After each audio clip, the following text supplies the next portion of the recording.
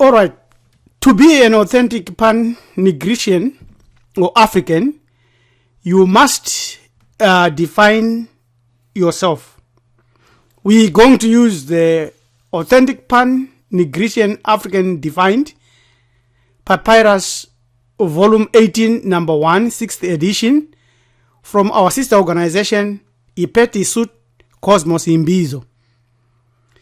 You must be able to view the entire earth as set forth first to the oldest group of people on earth based upon your DNA, your bones, and skin pigmentation, as well as behavior, and understand that the cosmos is part of the earth.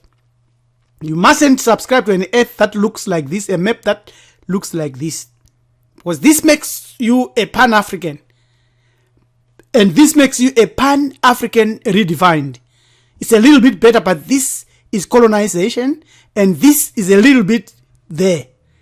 But you must be a pan-African redefined, a pan-African globalist, the whole earth. We as a group of people should not be run off or from any land on this earth. We are to keep it in safe hands in order to fall within the concepts of natural laws.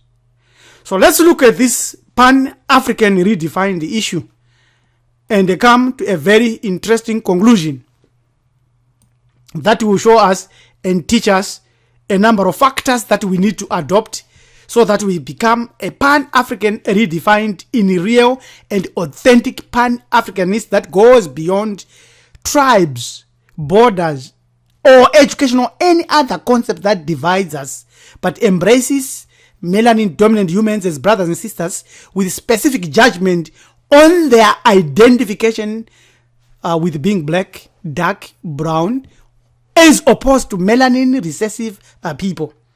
The use of the term African only refers to melanin-dominant people, specifically found in and from around the continent, so named as Africa. But we do not become bound with national borders that were crafted in Berlin by Europeans for European advantages. We are not nationalistic or defending territorial integrity or sovereignty, because our behavior goes beyond borders to the whole earth. That is being an authentic pan-African globalist, not just pan-African in the sense that was there a few years ago. A number of principles differentiates a true pan-Africanist who is a pan-African globalist from all others. They should respect and give unfettered respect to conscious African melanin-dominant females, such that they may allow them to hold office just like in ancient times, positions or on land, do any type of businesses where they are needed, where their merit warrants. Our queens existed. We just don't know our history and their history because it is never taught to us. But you have the right to research and to have knowledge yourself about Queen Zinga, Queen Hatshepsut, Queen Tie, Queen Amanirenas, Queen Nandi, Queen Makeda, Mbuya Nehanda, Queen Amina. All of them, many of them, we must know and acknowledge them. We shouldn't place any limits, but only encouragement. We have a different history as melanin-dominant people from Islam, Christianity, Judaism, and Europeans. We shall demonstrate a little bit about that. Here is a prominent woman that we must all know. She was a multi-millionaire oil baron at the age of 12. And as a black woman, especially the story of Sarah Rector is almost completely unbelievable. Study it and look to her for inspiration. There are more challenges in future that we need such people to inspire us to be armed, to go forth and go forward successfully. This is a colorized photo of Madam C.J. Walker in her fort in 1910. She was born to slave parents and became the first female self-made millionaire in the United States.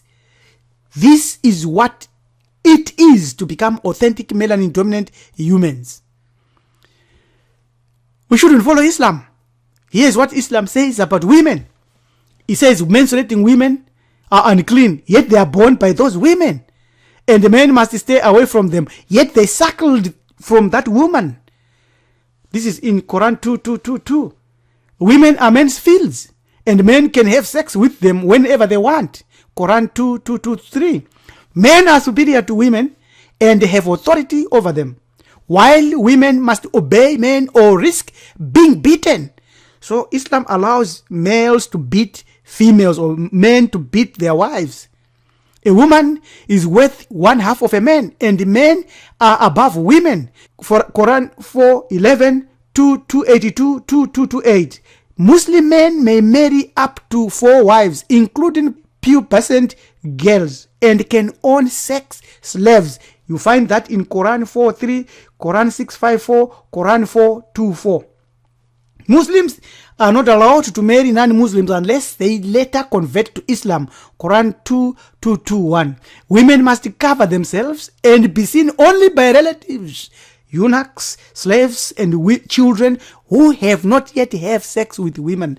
Quran 24:31. You go to freethoughtnation.com, you read all this. So as a melanin-dominant human, you cannot follow such melanin-recessive religion. No ways about it.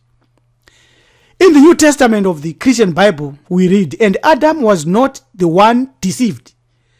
It was the woman who was deceived and became a sinner. In 1 Timothy 2, verse 14. You can't follow such a religion.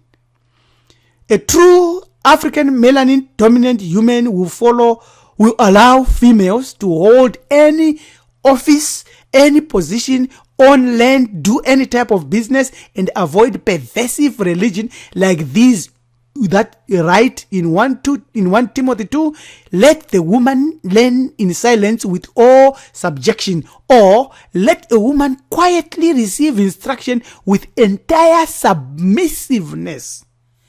But I do not allow a woman to teach or exercise authority over men, but to remain quiet. So what about if is a child just being born and is a male? Do you ignore them? You can't. You see the nonsense that these teachings give. To be an authentic Pan-African and go beyond mere Pan-Africanism, you have to redefine that term Pan-African as a Pan-African globalist and go beyond the normal Pan-Africanism. You can apply specific cultural norms, but not limited to the following. You must wear African attire daily. You must learn to speak and use any or many African languages, traditional languages, or melanin-dominant languages anywhere on earth. You must also learn and master hieroglyphics to read major nature and translate the divinities and many other terms into your own tribal language. That's your right to call upon them. You must have an African name or use an African name. You should throw away European and Islamic names. Throw them as far as possible and never call yourself by those names. You also should have totems. Adopt 2 totems if you don't have. And you must remember that there are no totemless Africans. Read this book and find the method of adopting and activating your 2 totems. There is no African who is totemless on earth. Never ever has there ever been. You must use traditional African moral ethics. You can follow Ubuntu Ma'ati spiritual concepts that we teach here at Marifado, so that you follow this African or melanin-dominant traditional concept of Ma'ati, so that you can live in balance with nature. You must also allow entertainment to be infused with melanin-dominant spirituality. Always. Our ancestors knew the power of music and the frequency of correct and true music. Music is sound. Sound is vibrations. Vibrations cause everything into existence. Music can heal, can affect your mood, can alter your frequencies, and you can feel the whole universe. So this is it. This is what we need. To be a Pan-African globalist, you must not be an anti-African nor flex-African. You must know that there's cultural misorientation. Read this book by Kobi Kazembe Kabongi Kamboni. You should also be aware of the African self-consciousness as illustrated by Anissa Maki, which is bound and built on collective African identity, prioritization on racial cultural survival, the advance and participation in African-centered institutions and practices. Number 4, defense against anti-African forces in groups, individuals, behaviors, etc., etc. You must be that way. You must learn to feed yourself, to clothe yourself, to house yourself, to defend yourself. You must learn jujutsu, you must learn kung fu, you must learn to use weapons. Yes, above everything else, we know that the financial system is not ours. But we must we must fight out of it and start making money and start making generational profits and generational wealth. We know that there are 2,755 billionaires in the world, according to Forbes, but that only 15 of them are black. This is 1%.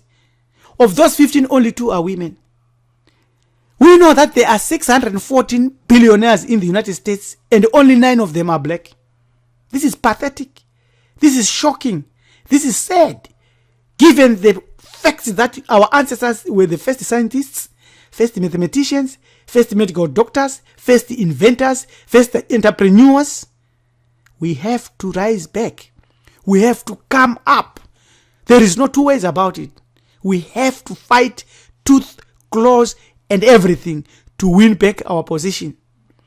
Last but not least, we must know that to be a pan-African globalist, you must use a religion, you must use your body, you must use yourself to live in cultural and spiritual synchronicity with righteous ancestors and righteous divinities.